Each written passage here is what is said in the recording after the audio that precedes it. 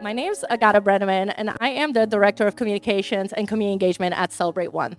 And I really want to start this evening by saying that it has been the privilege of my career to be able to bring untold stories to life. What has started as an idea, a conversation, and a quiet realization that most of people's hardest moments are something that is not said out loud. It's something that is carried quietly within them, has turned into months of sharing stories, of sitting with the women in this room, and of hearing things that they have held on to even years later. And so, as I sat in these interviews, I couldn't help but to see myself in them. As many of you guys have seen today, my Emma is in the audience. About 18 months ago, when I had my daughter, I felt like I was ready to go in and give birth, right? Like all of us are. I had my friends and family. I had back from my family and infant and maternal health. I had a doula, and I had all of the privileges I felt like I had in the world, right? Um, so I went to the hospital to deal with what I thought was a regular checkup. I ended up laying in a bed that was padded in case I seized, but nobody helped me to go. The urgency that they shared that day with me verbally did not match their behaviors. It did not match what they did, and and it did not match how they acted. Remember sitting in that room, looking around at the bed, and I could not help but to think, how in the world did I get here? How, with everything that I know and everyone I'm connected to, how am I still sitting here fighting for my life? That day was 18 months ago, and there has not been a single day that I have not thought about that moment since I had Emma. So, as I sat in these interviews, hearing these women talk about their experiences, the thought that I didn't think I would get is that I felt damn lucky. And that's a scary thing to say when I sat there on a table fighting for my life, right? I felt lucky because these women didn't share those experiences. Some of them don't have children here today. Some of them have morbidities that they will never overcome. And as I sat there thinking, what I couldn't help to come to is that it should not take luck to survive childbirth. It should not take luck to bring a healthy baby home in 2026.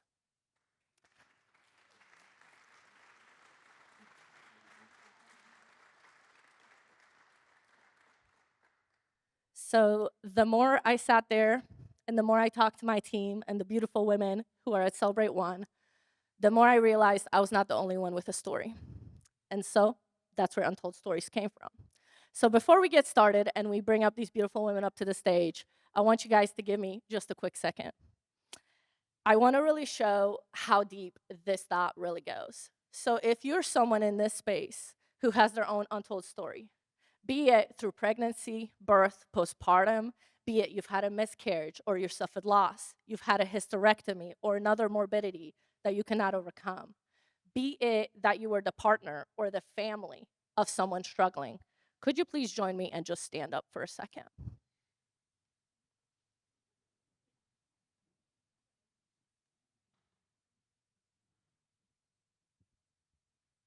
So I hope that you guys turn around and look at this room. Because when these women come up here, this isn't just one or two stories. This isn't just something that happens in passing. This isn't something that's done by choice. I really thank you so much for standing up here and for giving me that time to show how far this really goes.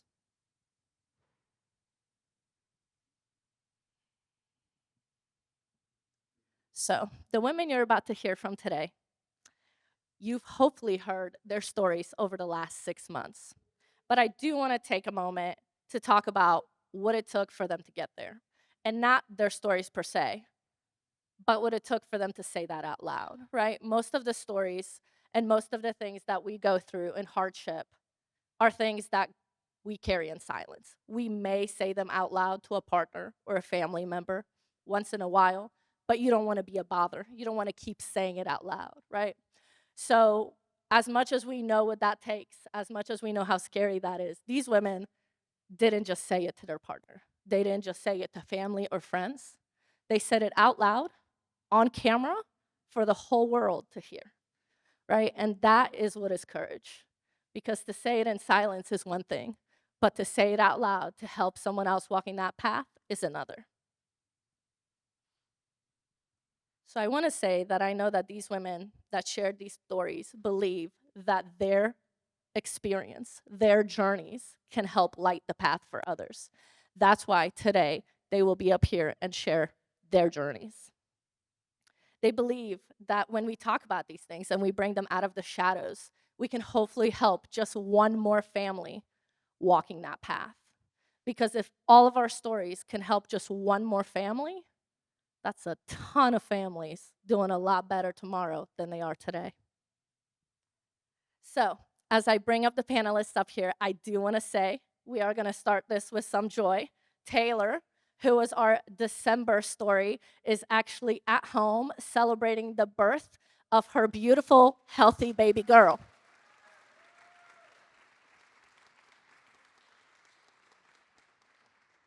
So let's get rocking and rolling. First, I want to bring up Tiffany Gross. She not only opened our series with her story of loss,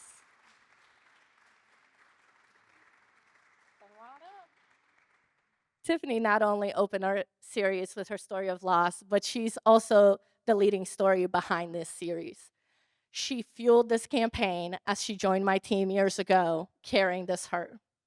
She's chosen to use it to lead this work and help other families. Next, I want to bring up Miss Rachel Hudgel.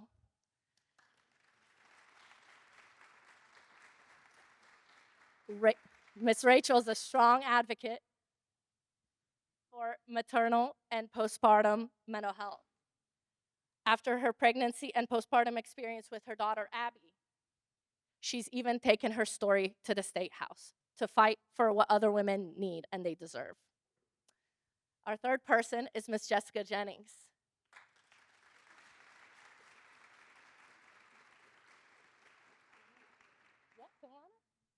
Jessica shared her story of substance use and recovery, including navigating pregnancy during active addiction. Today, she shows us that where your story begins is not where it ends. Next, I would like to invite up Miss Shanae Scott.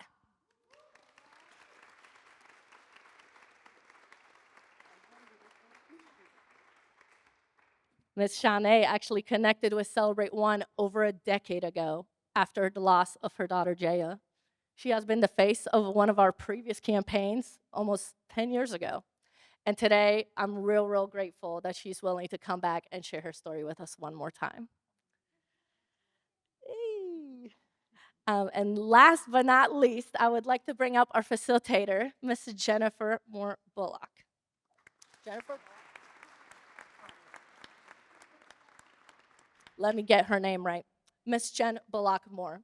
So as many of you know Jen as our NBC4 anchor, and I got to know her as a mom with her own story. I got to know her as a mom that when her whole world came crashing down, she couldn't step out the light. So instead, she stepped into it and created Miles' mission in honor of her son, Miles, to help other families navigating pregnancy and infant loss. If you guys could give us a large, warm welcome for all of these women up here, and we'll get started.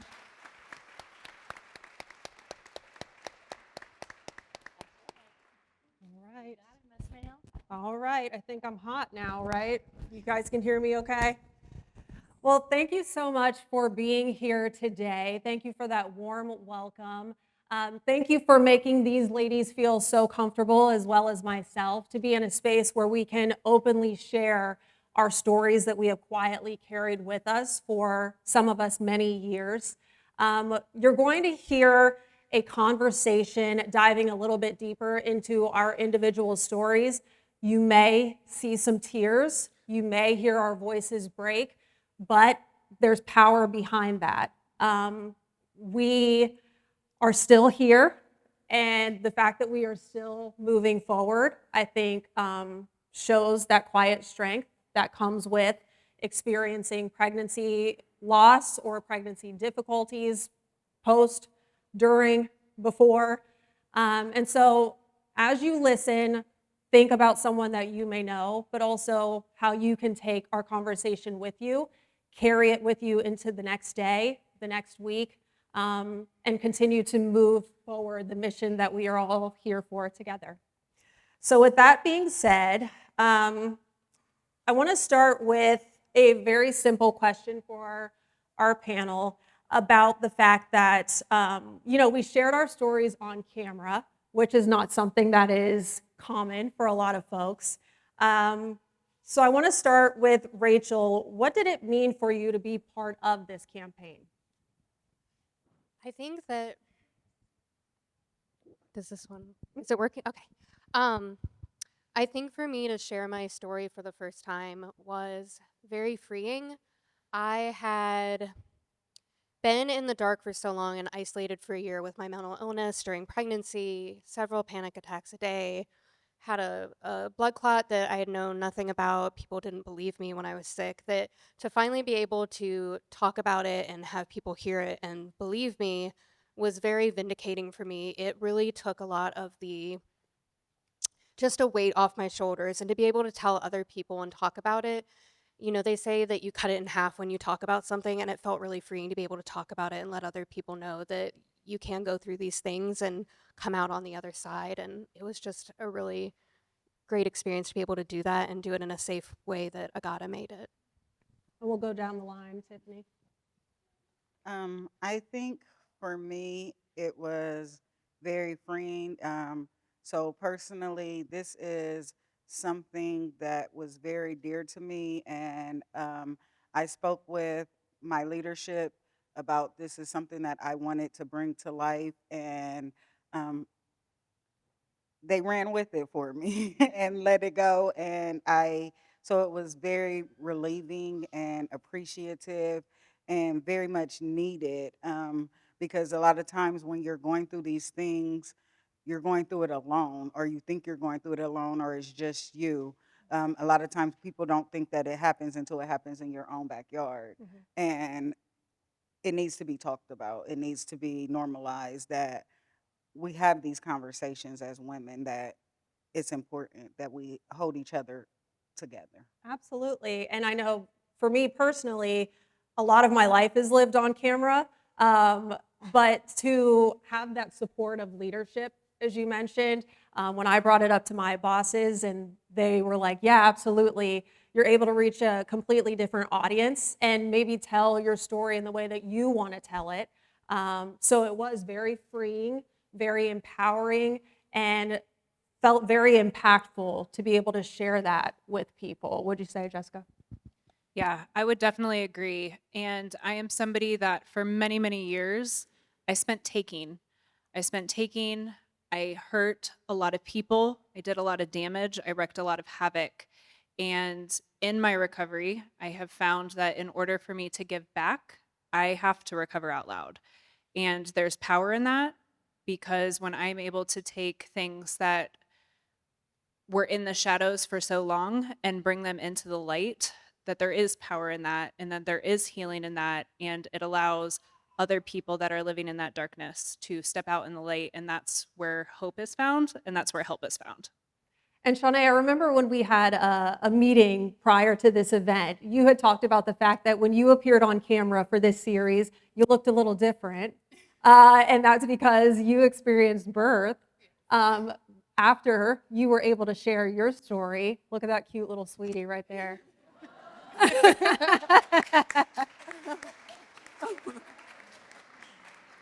And I think it's so incredible to be able to look at your baby happy and healthy, knowing what you had experienced. So, what was that like for you to be able to be pregnant, sharing the story of loss that you had experienced many years ago, and then where you are now? At the time, it was really heavy. He's actually the second one. Jayana, she was the first one. Mhm. She was on camera with me for the first series I did many years ago. I was pregnant with her at the time and then gave birth to her. And then Jair, he's my second one. And this is, telling the story now. I was pregnant with him. And I always say, like Tiffany said, you don't realize how real it is until it happens to you. And then when people see a real person behind the stories, like you hear the stories, you hear, the warnings and everything, and you just think, oh, it can happen to me or it's not going to happen to me. And then it happens to you, and you're like, going through it. It's the what ifs. The what ifs ate me up for a very long time. But like I tell everybody, I enjoy talking about my daughter, my oldest child, and that, Yeah. and she's a part of my story. She'll be a part of my life, and I talk to her siblings all the time about her. So Yeah. talking about her and telling my story and being a part of the campaign is telling her story. It's talking about her because she was here. Yeah. So Yeah, her life mattered. yeah. And I can relate to that completely. I want to stay with you, kind of branching off of that. I mean, we each have our own individual stories, our own individual experiences, but we have a commonality in that we understand each other in a way. Um, for you, Shanae, being able to look back, maybe our audience hasn't seen every one of our stories, but if we can give a little bit of a history, talking about maybe the hardest part that you carried with you, maybe the part that you never said out loud, um, that part that you carried quietly, as a goddess said. I mean, what do you think that moment would be for you? The hardest part, um, for years, I was Auntie Nay for many years before I was mommy. And when I was ready to be a mom, I just thought I did everything right. I did everything perfect. I went to my prenatal appointments. I took my medications, and I still ended up with preeclampsia.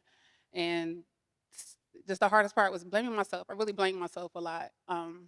Like I said, I was Auntie Nay, and I was a godmom many years before I became a mother. Mhm. And the whole entire time, nothing happened to anybody else's babies around me. And I feel like even at times, textbook, I went by, like when I say I did everything right, doctor's appointments, didn't miss an appointment, didn't miss anything, and still brought her into this world. And she was healthy, even though I had preeclampsia and emergency C-section. I was told she was healthy, she was fine. So just going home, and to this day, 13 years later, it's coulda, woulda, shoulda. What could I have done differently? What did I do? Did I deserve this? So the hardest part that I don't talk about still to this day is, what could I have done differently? What did I do wrong? Like, Mhm. and even, a lot of times I hear, oh, well, you had another baby and now you have two babies. I still have my first baby. Yeah. I still wanted that baby. That was my baby. So Yeah. that's what I carry with me, is still blaming myself to this day. Yeah, and that's completely understandable. That mom guilt doesn't go away, even if you don't have your child physically here 'Cause with your you. child's protector. That's, Hmm. they look to you for everything. So I Yeah, just feel like to this day, I feel like I should have been able to protect my baby, save my baby, and I wasn't yeah. able to. So I still carry that. And to that point, I want to say the words that I heard that always killed me the most after losing my son was at least. At least you have your other two children. At least they're okay and they're healthy. At least you're still alive. At that point, I didn't want to be alive. Exactly. I didn't want That's to be able to live a life without him. So no more at least. We're not doing that. We don't want to hear that anymore. I want to jump to Tiffany and ask you the same thing.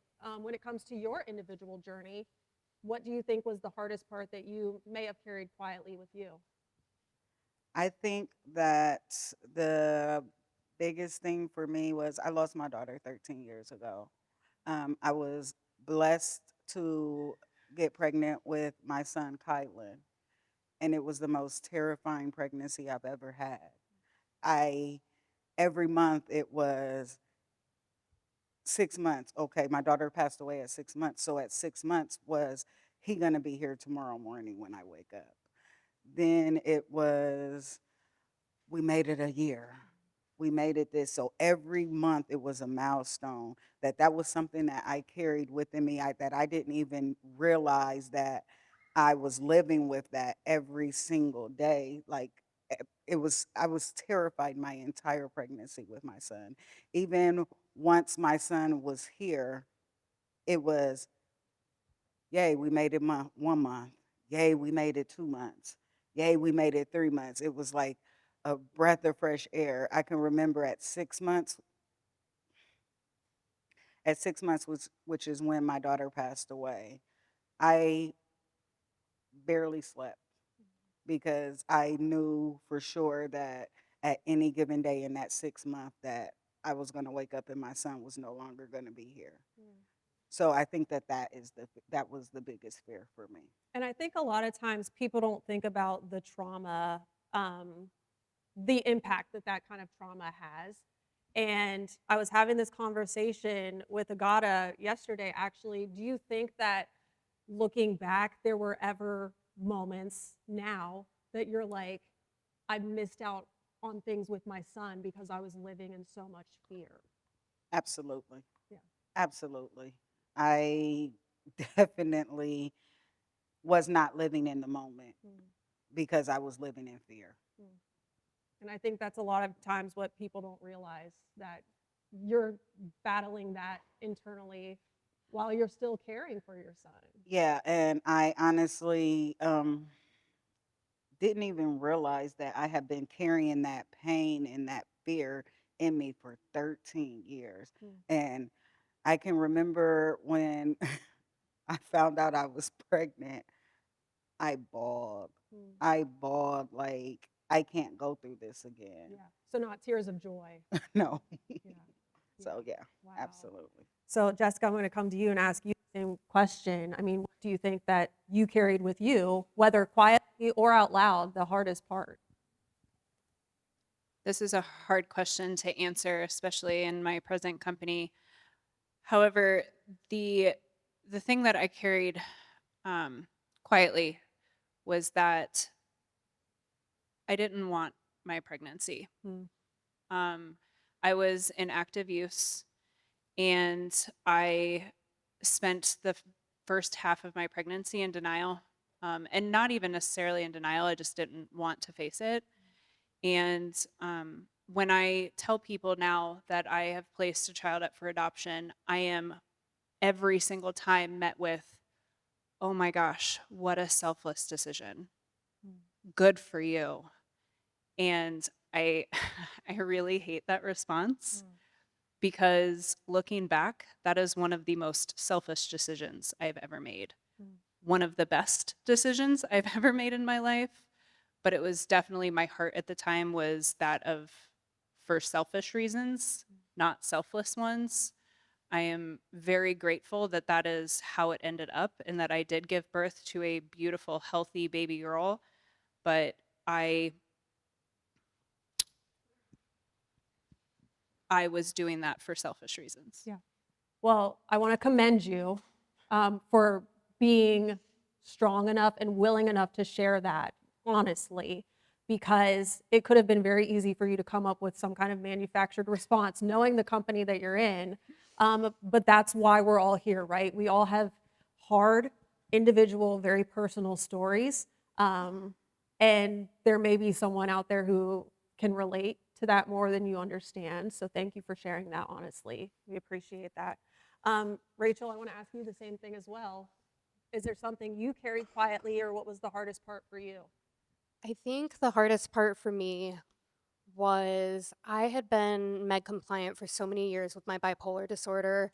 I was doing really well. I was very successful at my job. I had lots of friends and was doing really well.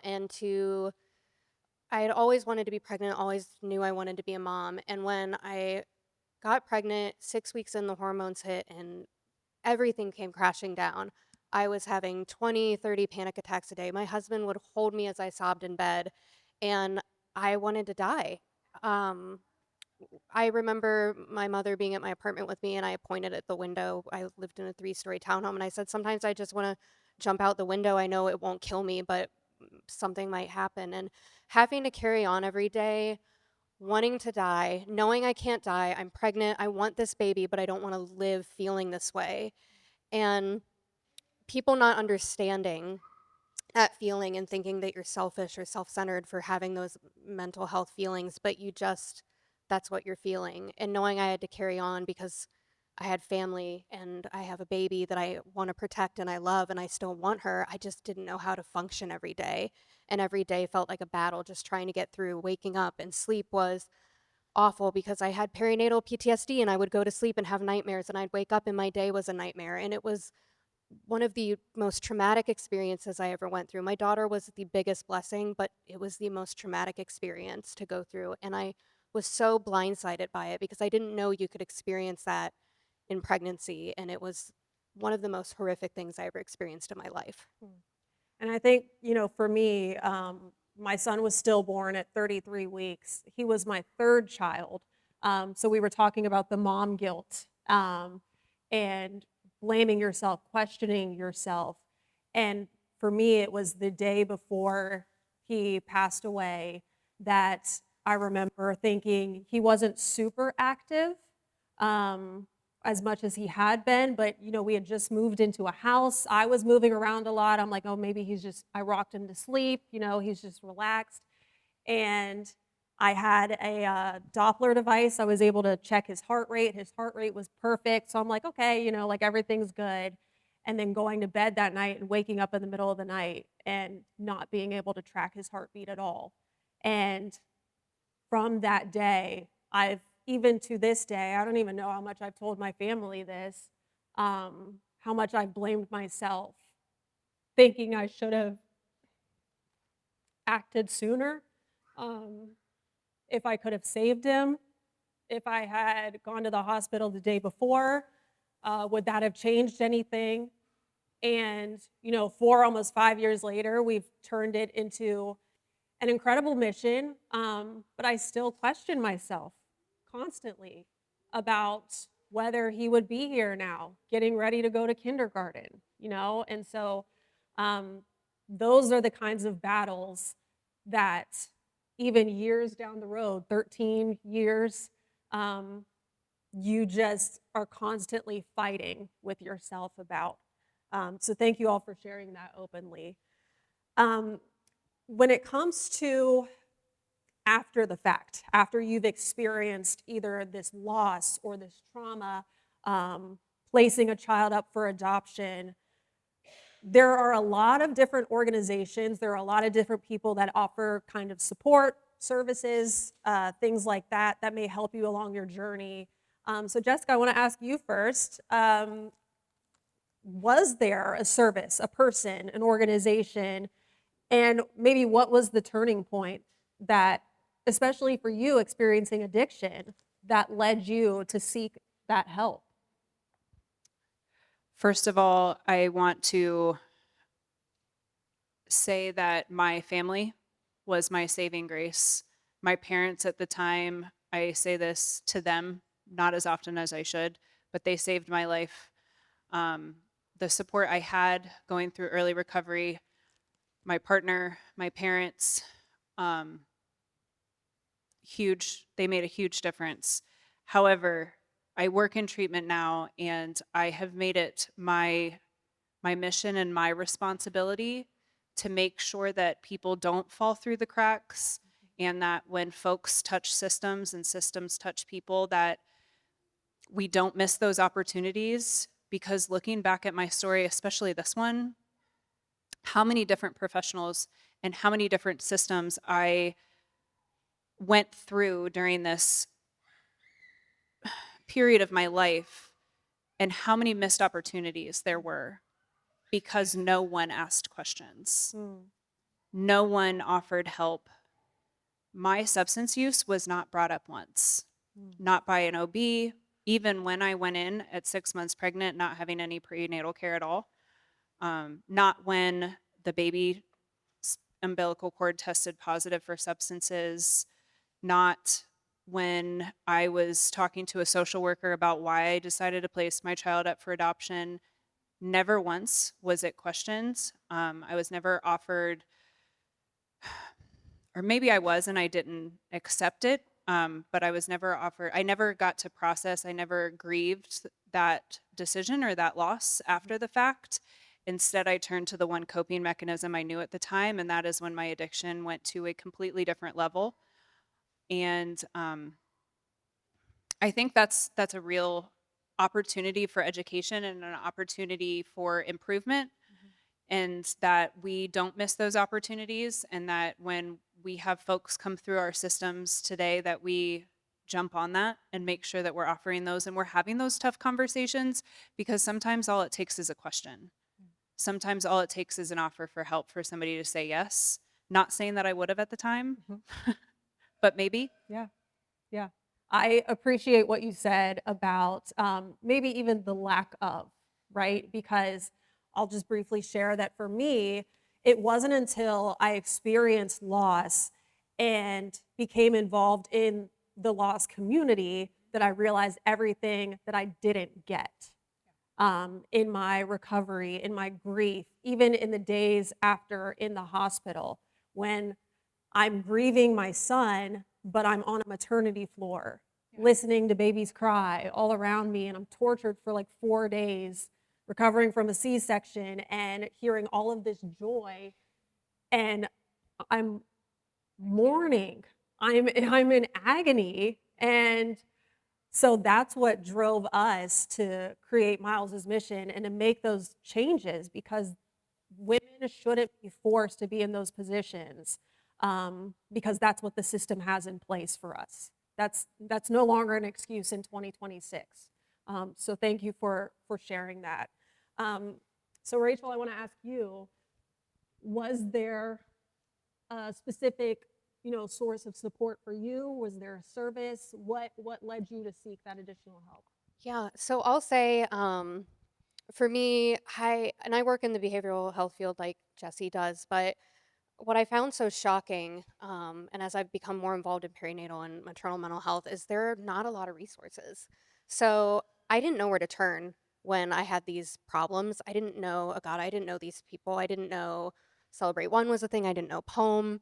So when I started to look, I really had nowhere to turn, and I had nothing, no support besides my family, who were immensely supportive. We lived in their house 3 months after my baby was born, and the joke is that my husband and my mother raised the baby because I couldn't. I physically could not, mentally could not.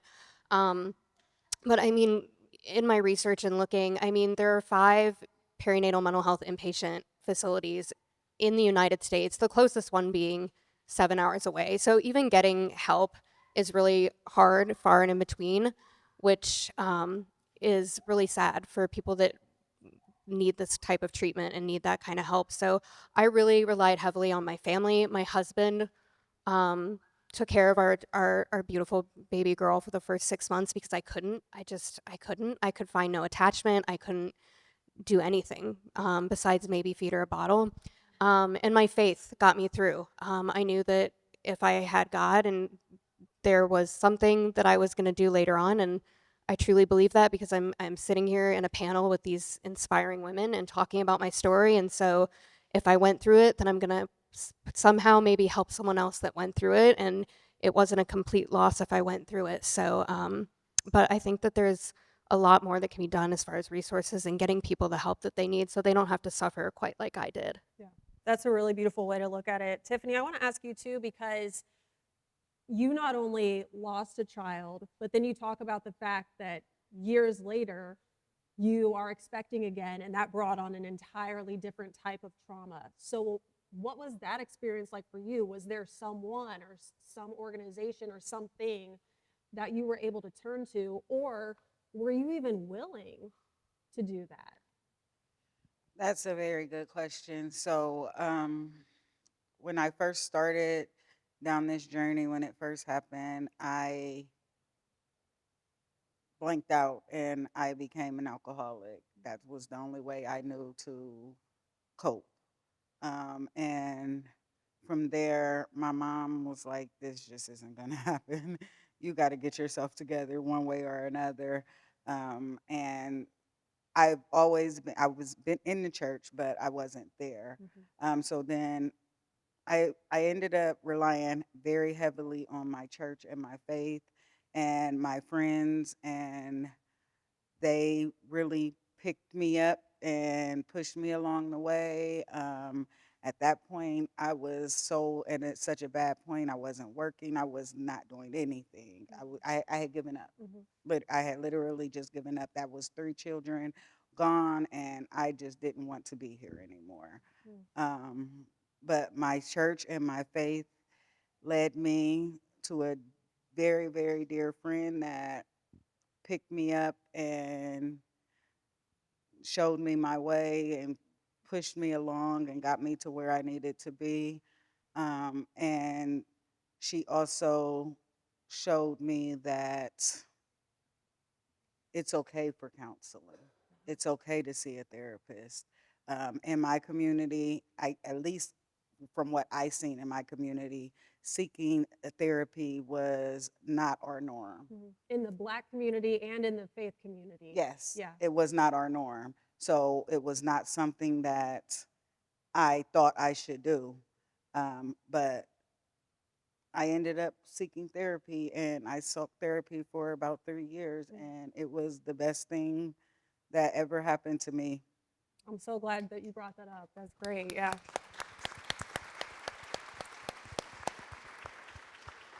And you also made a point that I want to get back to, but before I get back to that point, I do want to ask Shawnee the same question. For you, was there a source of support? I mean, you had been connected to Celebrate One, but was it that organization specifically? Was it anything else that really you turned to? So when I let them, because in the beginning I just isolated, stayed to myself. I tried to hide from everybody. I felt ashamed. I was mad. I was upset at the world. I hated the world. But when I let them, my family, they were there. I kind of pushed back a little bit because I felt like I still was like, why me? Out of everybody in my family that has kids, why me? And I did everything right. But when I let them, my family was the support for me. And then I got into a program called Moms to Be, which got me into Celebrate One. So that was kind of like the tunnel for me. Yeah. And talking about it and talking to other moms, and then people coming to me, asking me questions and wanting to know more of my story, which made me open up a little bit more. And then I realized talking about what happened and talking about my daughter, it was healing for me to talk about it. Most people was like, is it okay if we bring her name up or talk about her? And at first I'm like, no, like, Yeah. no, please don't do that. But I learned talking about it and having the support of my family and everybody telling me that I can do it and pushing me because I'm not a spotlight person. I'm not a attention on me type of person. So talking about her and everybody asking me questions, it was healing. So my support was my family to start with, and then Moms to Be, and then Celebrate One. And I'm so glad you said that because that was the point that Tiffany had made that I was hoping it would come full circle, that everybody mentioned that support when it comes to either your family or your church or your friends or your partner, whatever it may be. One thing I have always said since losing my son is that it takes a village to raise a child, but it also takes a village for you to get through the grief of losing a child. And you never get over it, but you are able to navigate through it with help from the outside. And for me, my family was that support. My mom was laying in bed with me, giving me McDonald's French fries and Coke, just forcing me to eat because I didn't want to, running me bubble baths because I just wanted to give up. And if it wasn't for them kind of pulling me inch by inch out of bed again, I wouldn't be here. And not just here, but like here at all. So that village, that community is vital for survival after you experience that kind of loss, that kind of trauma in whatever form that it may take. After hearing stories like all of ours, hearing each other's stories, thinking about your own story, what would you say, and I'm going to start with Rachel, what do you think it would mean for families if experiences like these were met maybe with a little more compassion? We talked about well, at least, it could have been worse, it could have been this, it could have been that. But if families were met with compassion instead of maybe stigma that comes with some of our experiences, what do you think it would mean for those families? I think it would mean a lot. I think stigma is the biggest killer. I've watched it with mental health and addiction where people will bury their secrets and they will, they hide things in the family. They don't want people to know. They don't want people to treat them differently. They don't want family to know. So everything gets hidden, and that eventually kills them. It kills the family member. Everything just ends up happening. And I think the same with maternal mental health. People are so afraid to talk about it, or they're so afraid of being labeled a bad mom. I think that's one of the biggest things I've seen. I had a friend that was a couple months behind me in my pregnancy, so she would call me for advice. And so many times the things I hear from moms is, I don't want to be a bad mom, or I don't want someone to think I'm a bad mom. I don't want to go to a doctor's appointment. Someone threatened to take my kid away because I tell them this or I tell them that, or they find out this with all of these different things. And I think that if we met people with compassion and didn't be so quick to judge why they're doing certain things, that we would have so much less stigma and we would have so much less death because people would actually be talking about what's happening, and people wouldn't be dying because they'd be dying from keeping all of these secrets all the time because they'd be so terrified of what the other person was going to think when they tell them, this is what's going on in my life with my child, and being met with so much harshness and negativity and meanness and cruelty. Because most of the time when I went into doctor's appointments, I didn't tell them half the truth because I was terrified they would take my child away, that they would haul me off to a psychiatric facility. I said nothing. I said, I'm doing great. I'm doing fine. I said just enough that they knew I wasn't okay, but I was good enough that they weren't going to take my baby and they weren't going to take me. And I think if we were a lot less harsh and kinder, we would have a lot less deaths and a lot less stigma.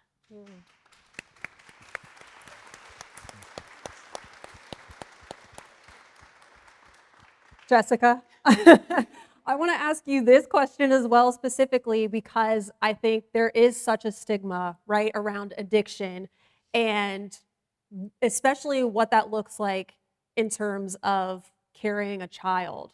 So for you, I mean, in your mind, when it comes to being met with compassion, instead of looking at you like you're the cause, you're the problem, it's all your fault. What would that mean to your family specifically? It almost made it without crying. Something was telling me to ask you this question.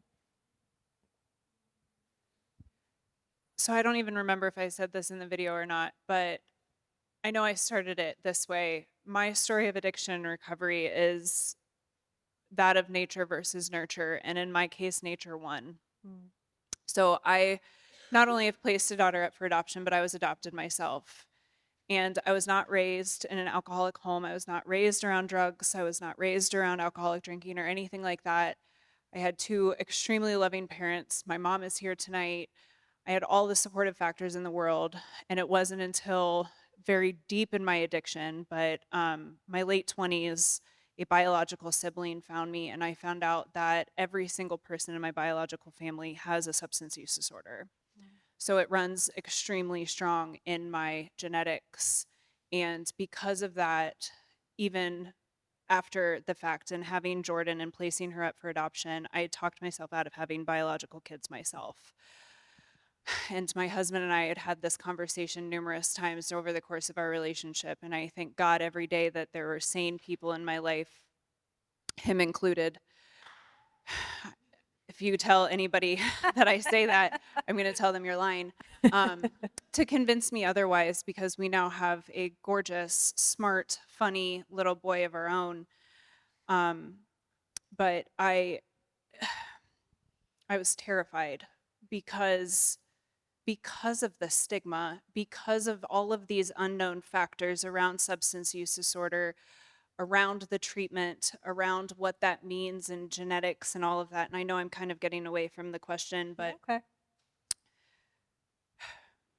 that's one of the reasons why I do this. And that's one of the reasons why I try not to shy away from sharing things that would otherwise paint me in a bad light or be embarrassing or be shameful. Because there comes a time in somebody's life that has a substance use disorder where picking up the substance is no longer a choice. And that's really hard for somebody without a substance use disorder to understand. But something that doesn't cost anything is kindness. And we don't need compassion all the time, and we don't need understanding all the time, but just basic human kindness and the desire to understand, I think, is really just one small step that anybody can take. And like I said, it doesn't cost anything. It doesn't always look like understanding, or it doesn't always look like compassion, but just a willingness to understand. Yeah. I think. Yeah. Absolutely. would make a big difference. Yeah, absolutely. And I think, for me, when it comes to stigma, in terms of losing a child, a lot of it was it's now been almost 5 years, and you're doing so well, and you look great, and your family's happy, and you're always smiling, and you're this or that. You don't know what's happening underneath all of that. And so don't assume that what you see is exactly what's happening. There are a lot of internal battles, even sometimes just the willingness to get up and get out of bed, to do this all over again, to have an open conversation about losing your child. Some days it is a little easier. Maybe I am in a better place to talk about it today. Tomorrow, I cannot say I'll be in the same place. And that's okay. That's normal. I would be concerned if someone lost a child and was perfectly fine about it all the time. So that, in my mind, is the stigma. Just don't assume that you understand what someone is dealing with. What you see is not always what you get. And so I want to, Shauna, you got something to say? Go ahead, jump in. Absolutely. That's it's really big. I get that a lot. Like, you have two more kids. That was your firstborn, or because it was 13 years ago, you should be fine now. Like, what? It doesn't go away. No. It does Oh, not you go look like away. you okay. Oh, you talk about her a lot, so it should be okay to you now. Like, no. Mhm. No. I cried 13 years. I cry now. Yeah. I cried this week. Just on the call a week Yeah. ago, you were crying. Yeah. And that's I okay. do a lot of crying. Yeah, and that's okay. That's all right. I do want to ask Tiffany, in terms of the people who may be listening, the support services that are out there, policies that are in place as well, what do you think the responsibility is? If you're looking at this crowd, what's their responsibility moving forward after hearing our stories? What is it that you want them to carry with them? I think that this is probably a two-part answer, so it's kind of part to your last answer, your last question. Compassion is very much needed. I know that for me personally, and I think Shanae as well, um, we were met with the trauma after losing our babies. We were met with the trauma of the police and the healthcare workers um, giving us a baby, showing us, making us show them how we found our baby. That trauma, that was a trauma that I'll never ever forget. Um, and just the way that you talked to me, how I was talked to, how I was interrogated, like I purposely killed my baby. Um, so I think that we as healthcare workers, police, ambulance, I think that we need to come to these scenes with a bit of compassion and humility, and thoughtfulness that this could be you. How do you want to be talked to? How do you want to be treated? Treat us exactly how you want to be treated. Is a big part for me, and I think that secondly, a, as a government, we need to have more programs, more accessible places for women to go to get free health care, to get the mental health that they need, to get any access that they need. I know that even, I'm sorry, guys, even after losing my daughter, there were no places for help. There was no places for help. I had to, at 6 months, who thinks about healthcare? Who thinks about life insurance, right? So at 6 months, I'm trying to bury a baby that I don't have a dime to my name. It needs to be more access, more programs, more funding for women's health care. Yeah, yeah. And I think you made such a great point with that. I remember something that stuck with me after losing Miles, and I'd just come home from the hospital. It had only been a few days after losing him, and I had to call the insurance company to tell them I needed to take short-term disability because I was not going back to work immediately. And they asked what the purpose was. And I said, I am on leave after delivering a child. And the immediate response from the receptionist was, congratulations. And it took everything in me not to just throw the phone. I was like, I need this time off, so I'm just gonna like power through it. But I will never forget that. And I remember, even in the fog of that moment, ripping into her and saying, you have no idea what just happened to me and why I need this time off. And how dare you assume that it's a happy ending. I feel very bad for doing that to her today, 4.5 years later. But I think that there does need to be change in multiple systems when it comes to mental health care, hospitals, even training with insurance companies. How do you respond in a way that maybe you won't offend or hurt or create new trauma for someone who's just looking to take 3 months away from her job?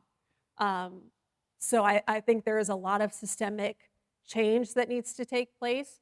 And in terms of who is responsible, it's on all of us. We have to be vocal. Even today, if you're listening to these stories, share this with someone else. You never know who that's going to get to down the road. It's going to take time, but change always does. But it's essential that we're all on the same side of this. Jessica, do you have any thoughts on that? All I kept thinking is that's what I mean, right? The understanding. I think where a lot of stigma comes from, at least this is what I hope, because I try and see the good in everybody, sometimes probably to a fault, but I think a lot of the stigma comes from ignorance and just that lack of knowledge. You don't know what you don't know. Yeah. So if we can get people to have that under the drive, like for them to seek to understand, and we help them to understand with trainings, with education, I think that could go a long way. I think we got to get back to the humanity of humanity, right? Like we have to get back to the place of not assuming the worst at the very beginning, at the get-go, and trying to take some time to understand. We're in such a hurry that we've forgotten how to just take time to really get to know people and to invest time in people. So we're going to wrap up with one final question. I'm going to ask everybody here. If you could, Shawnee, I'm going to start with you. What would you say to either your younger self or maybe somebody who's out here today listening that will or has gone through the same experience that you did?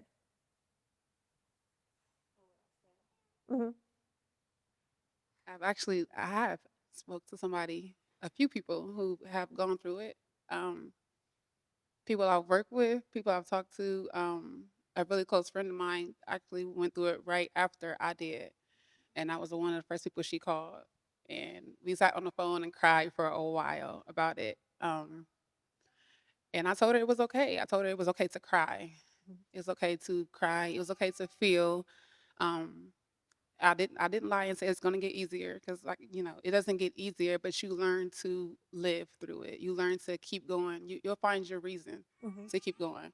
At the time, I was just her, and she was my reason to keep going. I didn't want to be here anymore, but I said if I was gone, who was gonna tell her story? Who's gonna talk about her? If I was gone, how would I get Jayana? How would I get Jair? Yeah. Who's gonna tell them?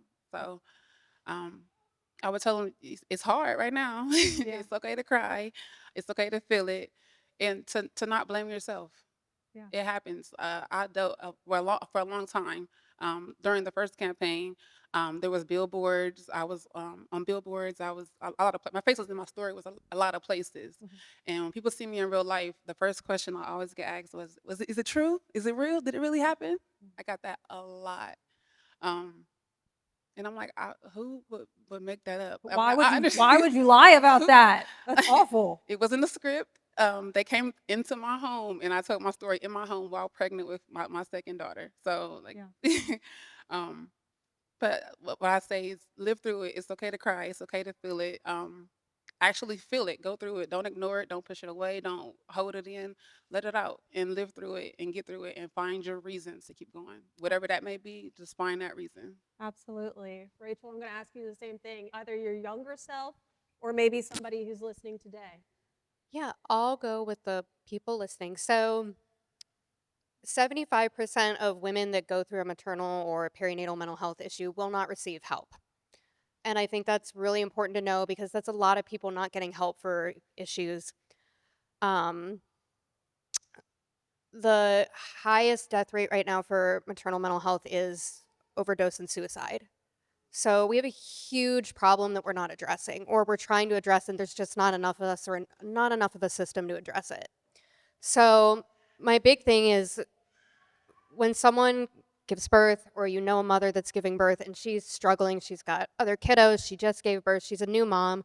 The biggest thing that was helpful for me was not just everyone in the beginning, but when the world keeps moving and people kind of forget you're a new mom, 6 months in, people coming and saying, what can I do to help? And checking on me. Because I wasn't okay until 6 months later. And then you're still at high risk for suicide up to a year postpartum. So checking in constantly and not thinking just because it's been a couple months, 3 months, 6 months that everything's going okay, there's still really high risk there. And so we have to be supportive of the families, not just the moms, but the dads. They're also sleep deprived, being supportive of them and just anything that we can do to help. I think that's really important to remember because sometimes we forget that it's not just the first couple months, it's up to a year postpartum, that there's still a lot of struggles and they're not always out of the clear. And so we have to be supportive and we have to be helpful and we have to be checking in. Mm-hmm. Jessica, what about you? Either your younger self or someone who's listening who may be going through the same struggles that you experienced, what would you tell them? All right, so mine's to my younger self. And I would tell her that there will be purpose for this pain. You will find purpose in your pain and you will get to be a good mom one day. That's beautiful.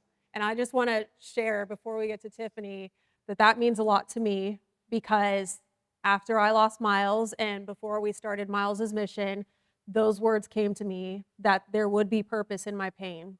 So that's very confirming and affirming for me and for my family. And you are absolutely living proof of that. So thank you for sharing that. Tiffany, I'll ask you the same thing. Either your younger self or someone who's listening, what would you tell them? I would probably say now, as rooted as I am in my faith, I would probably tell my younger self that this is a test and it's meant for a testimony, and that God never puts anything on you that you can't bear, and that I'm going to be okay. Yeah. And it's okay to grieve.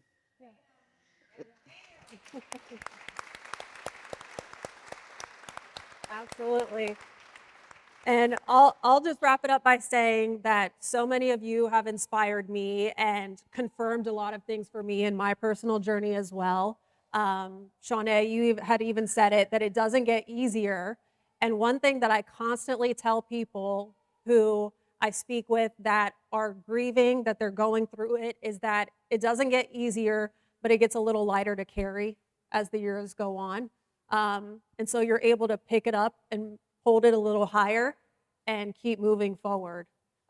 So whether that's for my younger self in a lot of different circumstances in my life, or for anybody who's listening, no matter what you're experiencing, whether it's the loss of a child, a life transition, you're unsure about any situations you're going through, just keep moving forward. It'll get a little bit lighter.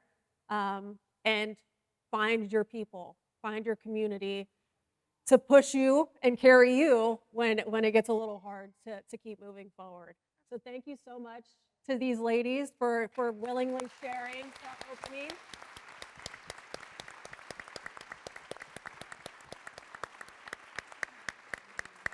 Oh, look at this.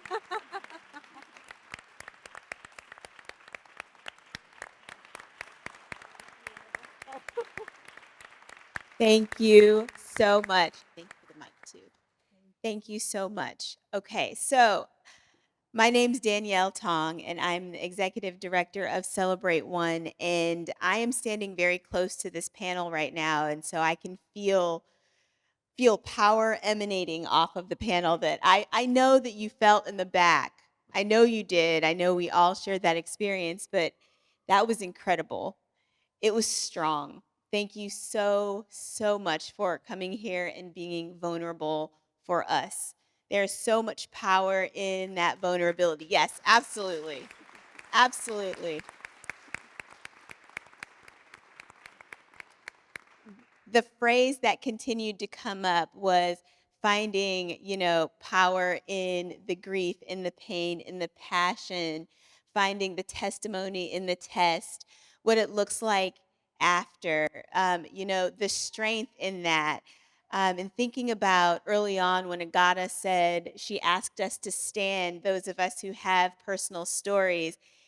And there's a lot to take away from what you heard today, but if you could take away just one thing, especially if you were a person who stood, is that there is power in the experience that you had.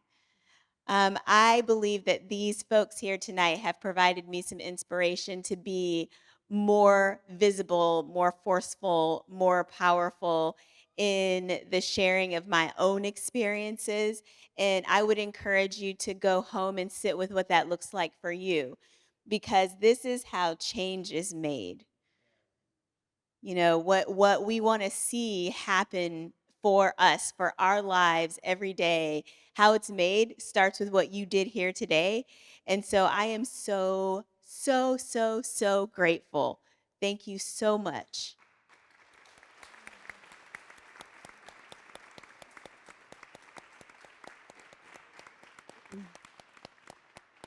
And I'll end with this. Our audience here today is made up of support folks, advocates, and allies.